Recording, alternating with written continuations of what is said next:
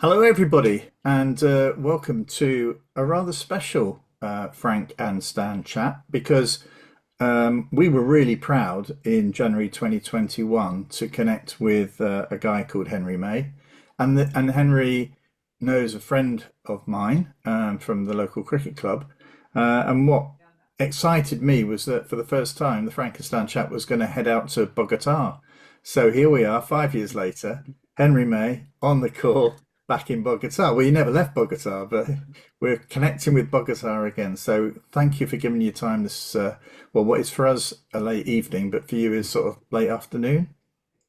Yeah, yeah, Yeah, yeah. so Thanks. Great to be here. yeah, so we're just about 9:15 UK time, and I think you're saying that's about 4:15 Bogota time. Yeah, 4:15 Yeah, GB yeah, time. yeah, yeah. Okay, right. Well, we'll let Henry introduce himself in a few minutes. But Stan, how are you feeling? And you're wearing the red of Salford.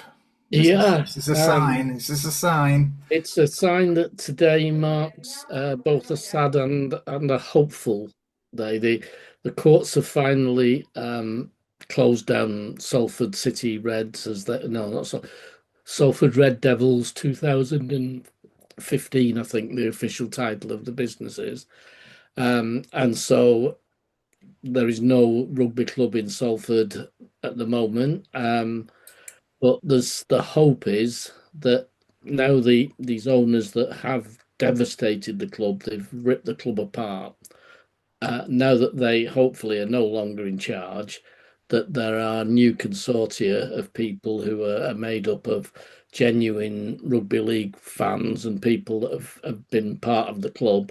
And we're hoping that they will get permission from the rugby league to be able to take the license to run a club and permission from the council to be able to use the stadium.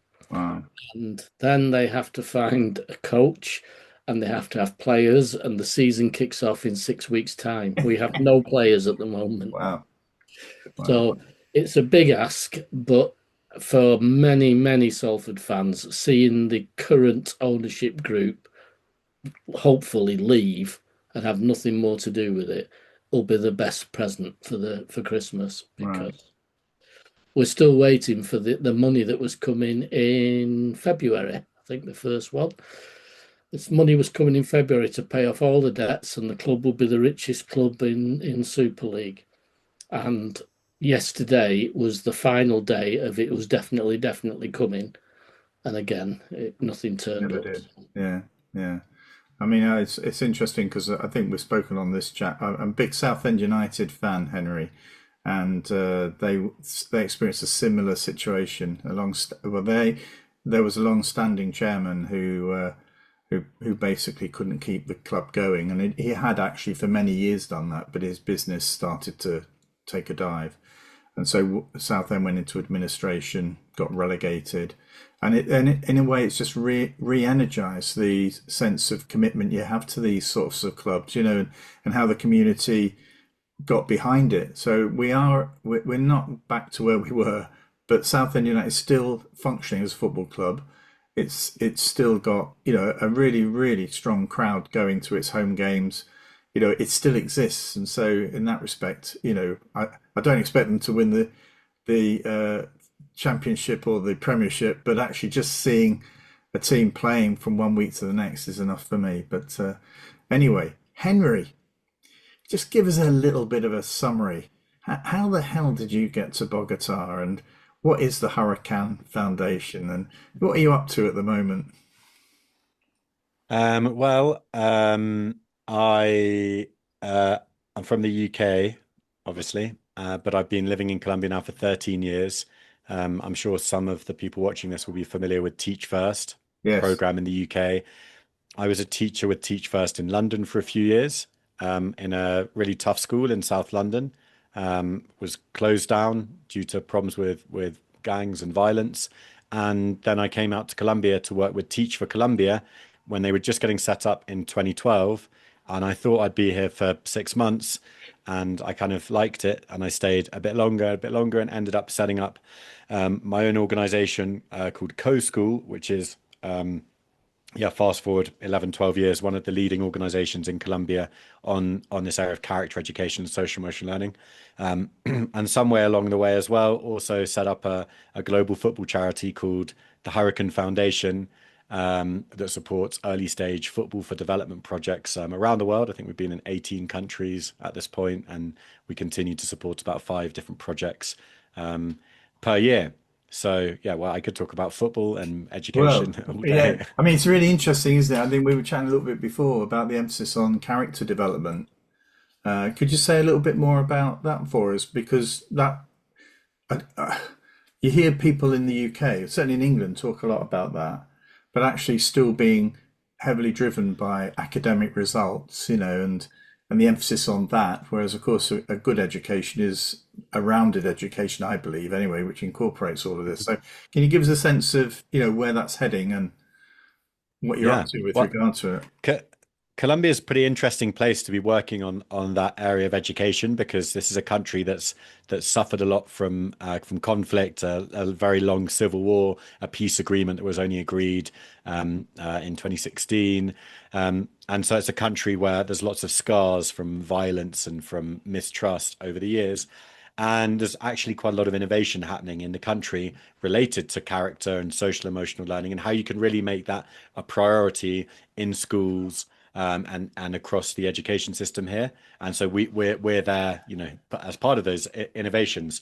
Um, and I would say that, yeah, there's still on a global scale, the priority probably continues to be academics, but a couple of things have happened and are happening, which I think bring character more and more into the spotlight. One was the pandemic, which obviously shone a light on mental health, and the need for how we need to take better care of each other. We need to take better care of our mental health, of our relationships, and things like that. Another thing is social media, the negative effects of social media, what that does to young people, and what skills do they need in order to navigate, the challenges of social media. That, for example, we're seeing the result of that in being young people not being very good at building relationships or friendships with each other. So we need to teach that to them. We need to model that to them as well. And the other thing is artificial intelligence, which of course is the hot topic of the moment. That as AI grows and booms and kind of feels like it's consuming us, we're asking ourselves what makes us human, and these innately human skills and the ability to feel our emotions, and connect to other people in an empathetic way, is something that AI is still going to take a while to catch up, and probably will never be a totally human experience. So holding on and strengthening what is truly human feels more important than ever. Are you part of? How do you connect with the government? And how does this, as that sort of charity sector, how does that connect with the mainstream side of it? Yeah. So can you give a little bit of you help us understand that relationship and how you can sort of Yep. influence more broadly? Yeah. Obviously, I can only really talk about Colombia and a bit about Yes, Latin no, America, yeah, yeah, yeah. rather than the UK. No, no. But in Colombia, we actually set up a national partnership on social and emotional learning, on character education, and that has 70 member organizations, and we lobby the government, and we actually, there's been policy change in the last couple of years, or 3 new laws have been passed in Colombia, a bit like buses, you wait for one, and then 3 come along at once, all promoting social emotional learning needs to be obligatory in classrooms. It needs to involve teacher training, parental training. So that's exciting. There's policy shift happening. Whether that reaches, the classrooms in the most challenging rural schools, public schools, remains to be seen. But that's part of our remit. But yeah, generally we try to demonstrate with evidence, and there is an overwhelming body of evidence to the government and to policymakers, that developing these skills is good for pretty much everything. I mean, it's good for academic performance, it's good for school attendance, it's good for improving productivity and employability.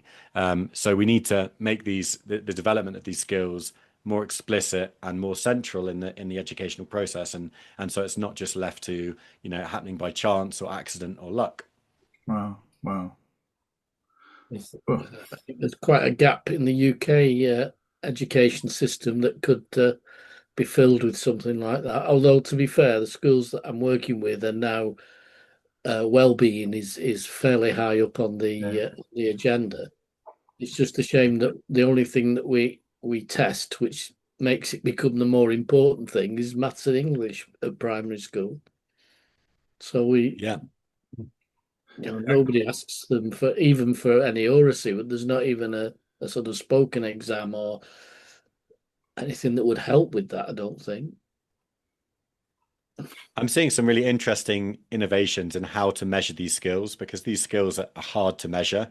Um, you know, an old-fashioned way of measuring, or a current way of measuring, is getting students to do a survey twice a year saying, well, how do you feel? Or like, Mm, when do you feel angry? Or like, how often do yeah. you feel happy? Which isn't that precise, because, we experience emotions for about 90 seconds and then we're on to the next one. So taking just a moment of time in January and a moment of time in December probably isn't that useful in terms of gathering data. But for example, there's an organization in Argentina that we're partnering with called Volantis that they get teachers to do kind of regular and sporadic observational comments about students. So they'll see a student being kind in the playground, and they'll just get out their phone, just do a quick voice note. I just saw Sally being kind in the playground, and then the AI in the background will help to organize file and sort that out. And they've now started that now you can see when a school uses this system, that kids might have 100, 120 micro observations throughout the year that really builds up a picture of all these other skills and who they are and what they're really like, and therefore what they need to improve on.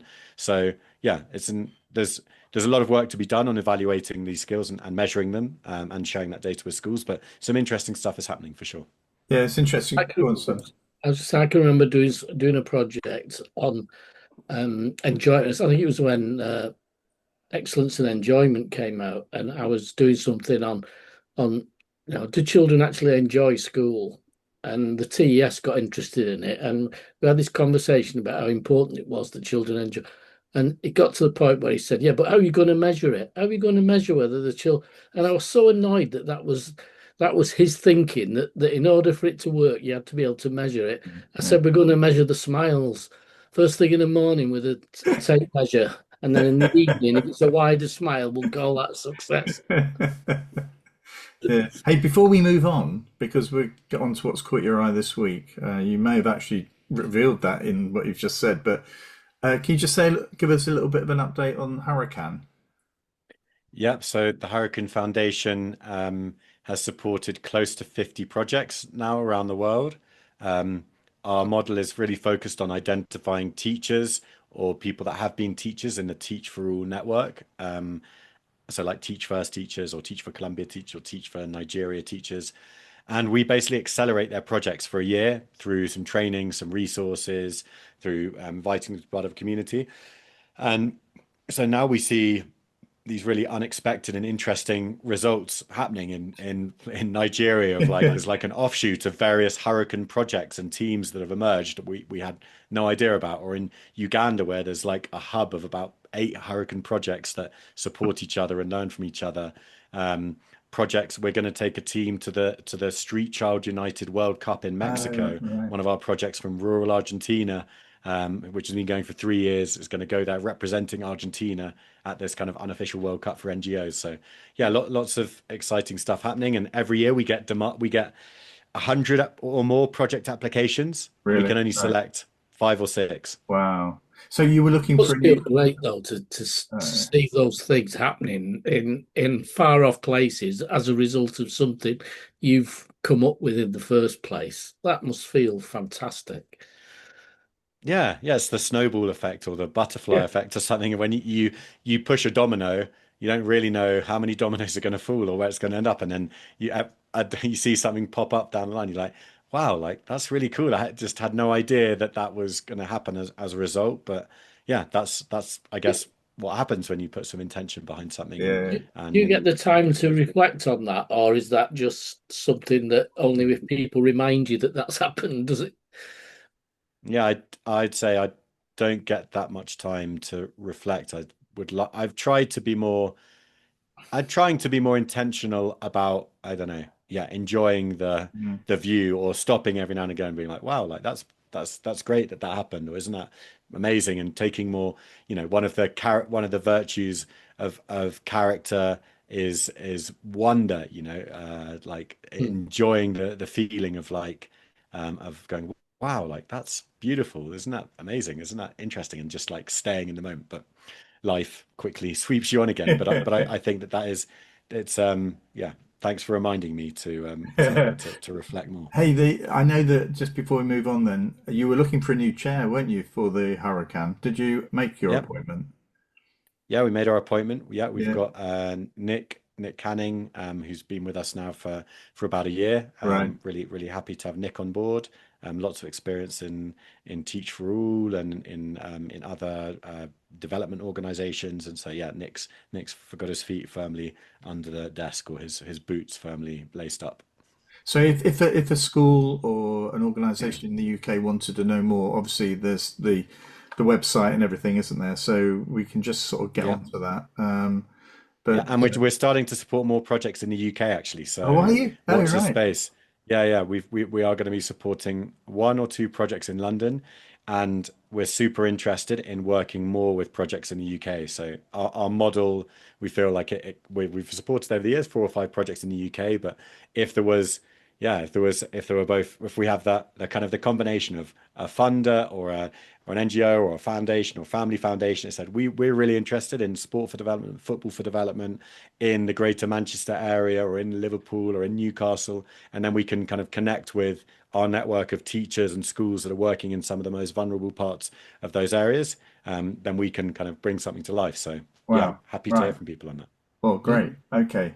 Um, right, Stan, what's caught your eye this week? Well, quite a well, I suppose what's caught my eye is the fact that I'm far more naive than I thought I was. We've talked a lot about AI and how it's got to be treated carefully, but it will be a tool that's positive, hopefully in the end. But today I was reading where there are AI based programs that can produce from a photograph a naked picture of somebody, or a naked film actually of Yeah. somebody. And I just, when I saw it, I thought, well, there can't be many of those. That must be something that rarely happens. And there was a name of a particular piece of software. So I looked that up, and there must have been 15 immediately that came up. Things that just say clothes off or no clothes, or and apparently there's a lot of, you can imagine, a lot of bullying going on. If somebody takes a photograph or has a photograph of a child in their school, or a teacher, or any adult in the school, they're then producing what appears to be a pornographic video of that person. And I just find that horrendous Mm, that that can go on. And it would appear that there's no control over the free software you can just download to your phone and off you go. yeah. And I can't believe in, I don't know, this is why I'm naive. I can't believe that there's not a law to say that this cannot be, the program cannot be designed to unclothe Mm, people below the age of, I don't know, 25 or something, that that puts some kind of limits on it. Because you can imagine the horror of a yeah. young girl being told that all her friends are sharing pictures of her or photographs of Yeah. her that she's had nothing to do with, that's just been a school photograph even. Mm, And that to me is both terrifying, and the consequence of it for the child's mental health is, it's enormous. And it just seems to be something. I mean, I didn't know about it. Maybe everybody else did, but it I just was seems aware horrendous. of it. I wasn't I wasn't aware of its how widespread this was, but I was aware of it because I'd heard a couple of teachers had written about how they had actually been affected, emotionally affected, and how it affected their ability to work in the school because students were sharing images which look to them, they say, look just realistic. I mean, and in terms, that's not what my body looks like, but that body with my face, and also, I mean, it did actually mean that they didn't feel able to continue working in that school. So it's not just the child, the boy or the girl, is it? It's the whole thing that, everybody within that community. It reminds me of when we went to China, not that we saw this sort of stuff, but there's a closed internet. When we went to China, it was impossible. Facebook was very popular, so my wife wanted to go on Facebook, and of course it was closed down. You couldn't get onto Facebook. But that's when we first heard about VPN, and so she just went on. The guide that was showing us around says, "Well, just go on VPN. Everybody does." So she did and gained access to Facebook straight away. But the guide was saying that if anybody was found with a phone with that record on it, that was really serious. That she was concerned as the guide about what the implications were for her in China. And so in a sense there is, I'm wondering how much control there is if some of this is actually overseas. It's not a UK thing. It may be, but how that can be controlled within the World Wide Web. I just don't know. But surely there must be a law that says if that is found, then there should be, in a way, something should happen. But is this an issue in Bogotá? I mean, you mentioned before about having a phone in a classroom. There's a big debate going on at the moment here, Henry, about having phones in schools. But you were saying, well, before, we'll take it, we'll record that, and we'll use it for a good purpose. What's the situation in Bogotá? Yeah, similar debates ongoing about the use of phones in classrooms, about children's access to social media, a growing awareness of the risks, of the perils.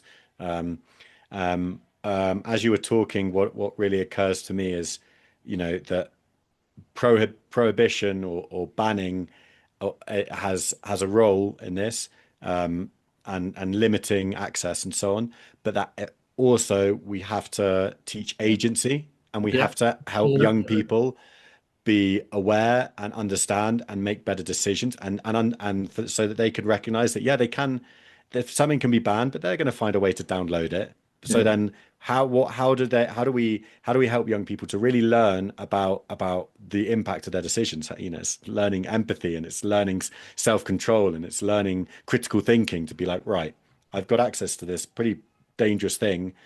I'm 13 years old. Like, is this a good idea for me to start using this strange application, or start talking to AI about this topic or something? I think we have to, maybe if the pendulum has swung a little bit towards we have to ban, we have to just shut it down. Yeah. I think it has to be accompanied by with loads of teaching of agency. We had a conversation with some governors about an appointment, and one governor said we must make it clear that we will not accept any letter of application written by AI. So I said, well, will we know? Have we got the ability to and people said, oh, you can tell. And then somebody else said, well, I do loads of applications. I've never seen one written by AI. And I thought, yeah, that tells me a lot about you. And so I said, well, I don't want to appoint somebody who doesn't use AI as into an important job. So I need somebody. I said, and if you're going to ban its use, I use AI to check things when I've written them. I like, if I've written a letter, I like to pass it through AI to say, make this a little bit more professional, or check it. And they say, oh yeah, that will be all right. Well, you're already using AI then, aren't you? Yeah. And I said, so you're going to ban them from using spell checks and grammar checks as well? Are they going to have to write it in blood? And it's that thing about you can't just ban something. What you've got to do, you want somebody, in a way, I think, if somebody's going to be developing AI in a school, developing technology, you want somebody who has the kind of knowledge that says this is what AI can do, and it's what AI can do for us as a school, and aware of the dangers of it, but also open to its development. Yeah. Mm-hmm. So yeah, I mean, So I'm not for banning anything. In fact, you say about using phones. I'm invited to a conference tomorrow, and I've been asked to download some software so that I can contribute to the speakers as the conference is going on. Yeah, yeah. Um, We could get children to do that as the well, lessons we going could on. at the ongoing feedback. Yeah, I mean, Yeah. yeah. Let's, Henry. I know you spoke before. I think we may have covered one of the issues or some of the issues that you might want to talk about. Has anything caught other than that caught your eye this week? Um, no, well, I was participating in an interesting kind of closing meeting this morning, hosted by Templeton World Charity Foundation, celebrating the end of a 6-year cycle of grants and projects in developing countries on character education and research that's been going on about how do we understand the development of empathy and kindness and forgiveness and gratitude. So that was like some good news, something more positive than what Stan mentioned. Yeah, to realize that there is a lot of good work going on out there, and breakthroughs occurring in this relatively new area that we're working in. Yeah, Not that it's a new area; it's always been a part of education, but it feels like we're now understanding it, making it explicit, and codifying it a bit better. has anyone asked you ever to talk about your career?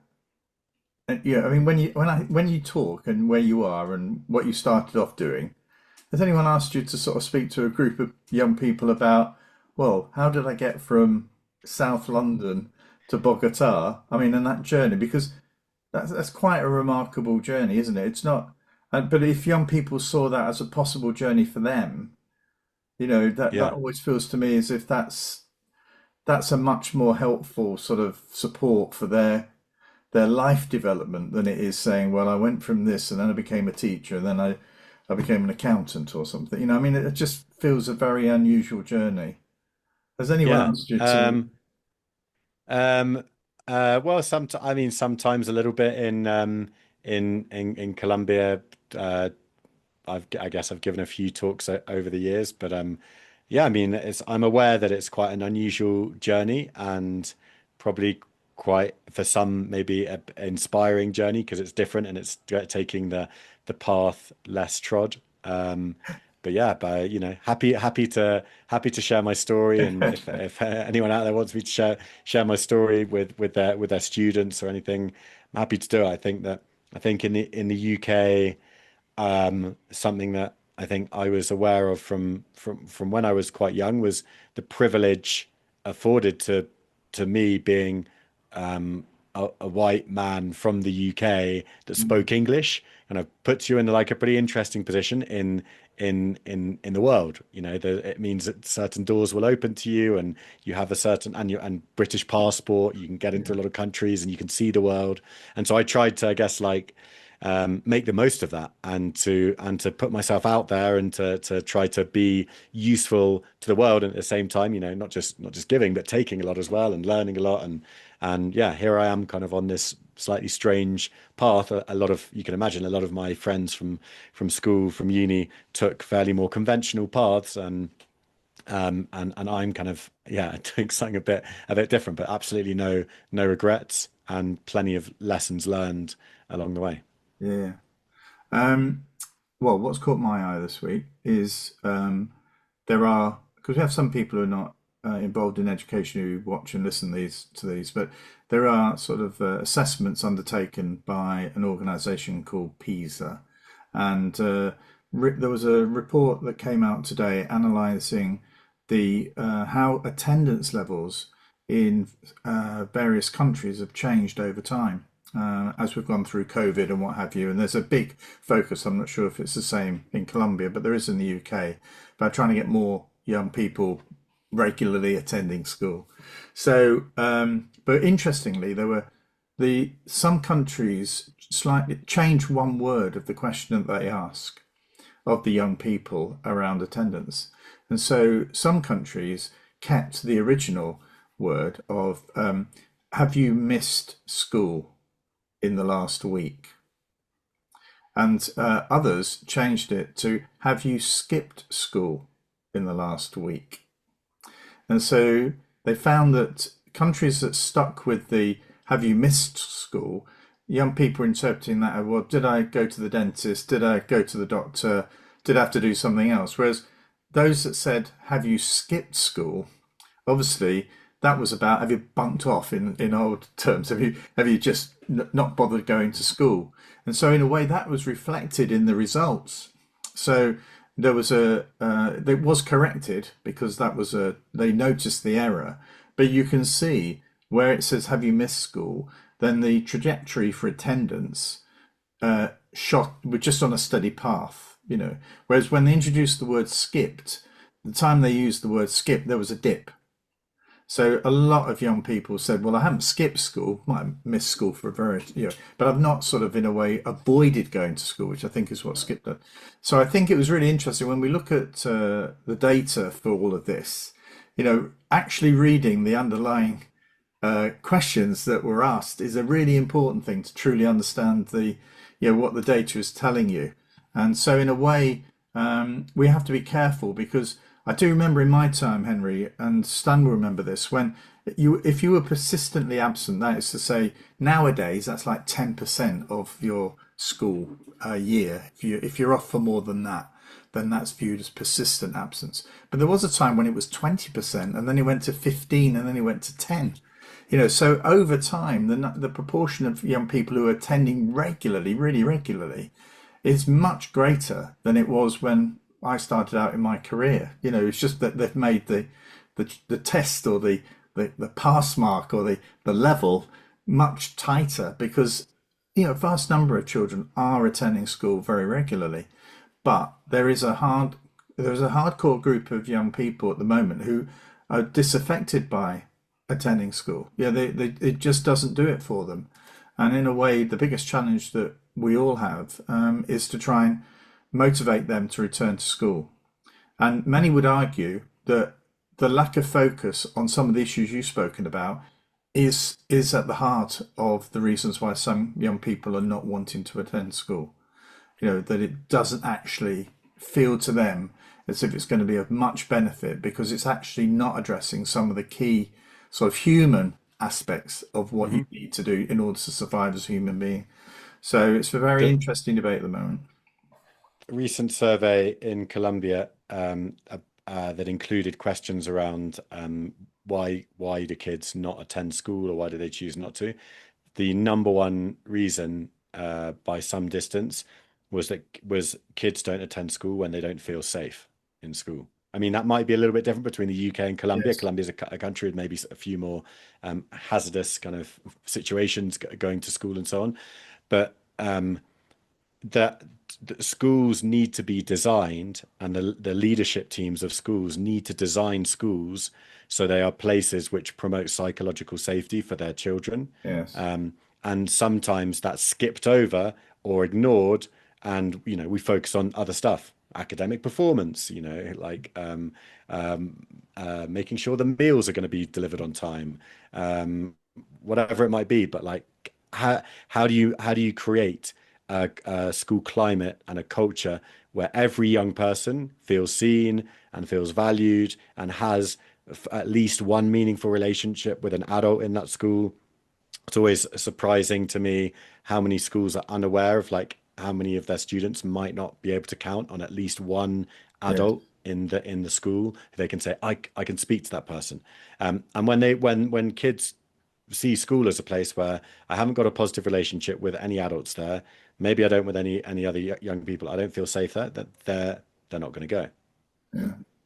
Well, And a lot comes down to, a lot of our work has been working with leadership teams of schools and head teachers to help them to kind of change their mindset to prioritize these components of school, to prioritize character education as a genuine priority, not just something you have on page number 6 of your website, or something you delegated to the head of Thursday afternoon. We have a half-hour session after break, or we've got a head of well-being, and they deal with that. But me, the head teacher, no. Like, we need head teachers, leadership teams for this to be, the bread and butter every day. And when they do that, then that means that they're on the school gate greeting people with a smile, that they're being effective and they're being kind towards their students. They're modeling the school's values and what they do. They're being grateful. They're being empathetic. And normally, this has to start with the adult culture in the school. It has to start with how the adults Absolutely. treat each other.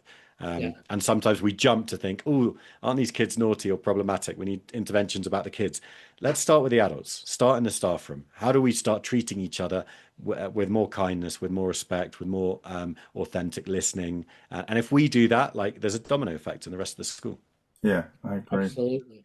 I think we're still at a position where we're looking at attendance, and what's being looked at more and more is how do we punish families if children don't attend, not how do we change our schools so that it's a place that disaffected children want to go to.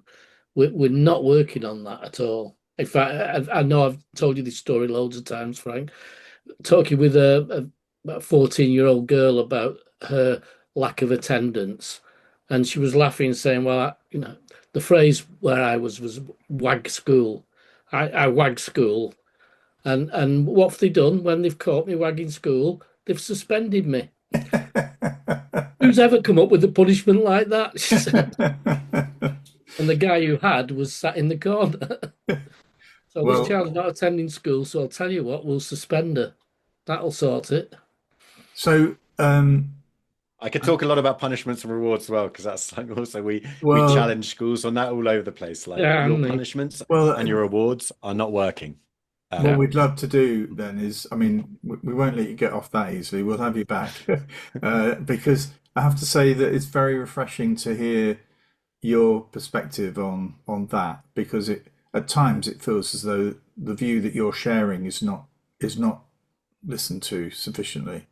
I think there are people out there saying it, but it's not. Some aspects of what you were saying align very much with government view on various things, but not entirely. And the emphasis you've placed on this has got to be shown by adults. There's not enough focus on that. It's very much around the young person and what we do to resolve that, as opposed to looking at ourselves in the mirror.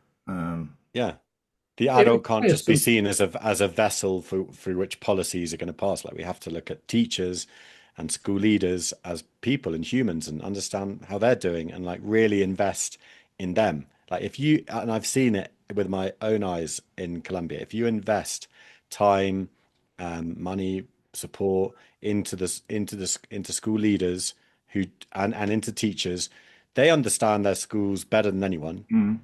What they need is just a bit of a helping hand, probably a bit of a time away from school, like a bit of a time to reflect, to think, how do they want to be the best version of themselves and create the best possible team and environment and culture for their school, and then help them along their way. And like, they'll go to incredible places, like, if we can do that instead of ignoring them and just thinking that everything is about the student. It is ultimately about the students, but the best way I believe we can support students is by really supporting the adults.